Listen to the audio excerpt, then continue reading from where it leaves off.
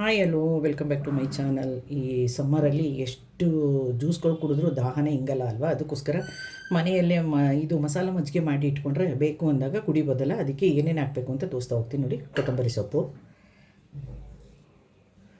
ಕರಿಬೇವು, ಒಂದೇ ಒಂದು ಹಸಿಮೆಣಸಿನ್ಕಾಯಿ, ಶುಂಠಿ ಮತ್ತು ಸ್ವಲ್ಪ ಜೀರಿಗೆ. ಅದನ್ನು ರುಬ್ಕೊಳ್ಳೋಕ್ಕೆ ನಾನು ಸ್ವಲ್ಪ ಮಜ್ಜಿಗೆ ಹಾಕೋತೀನಿ. ರುಬ್ಕೊಂಡ್ಬಿಡ್ತೀನಿ ಇದನ್ನು. ನೋಡಿ ರುಬ್ಕೊಂಡಿದ್ದಾಗಿದೆ. ಇದನ್ನು ಶೋಧಿಸ್ಕೊಂಬಿಡೋಣ. ನೋಡಿ ಶೋಧಿಸ್ಕೊಂಡಿದ್ದಾಗಿದೆ. ನಾನು ಆಲ್ರೆಡಿ ಇದು ಮಜ್ಜಿಗೆನ ಚೆನ್ನಾಗಿ ಕಡೆದು ನೀರು ಬೆರೆಸಿ ಇಟ್ಕೊಂಡಿದ್ದೆ.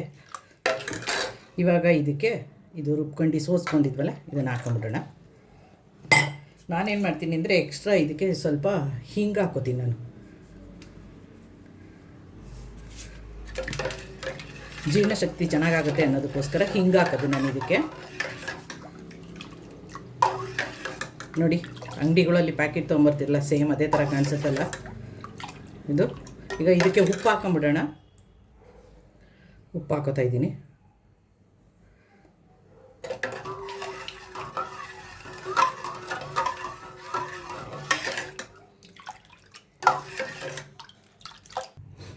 ತಂಪಾದ ಕೂಲಾದ ಸೂಪರಾದ ಟೇಸ್ಟಿಯಾದ ಮಸಾಲ ಮಜ್ಜಿಗೆ ರೆಡಿ.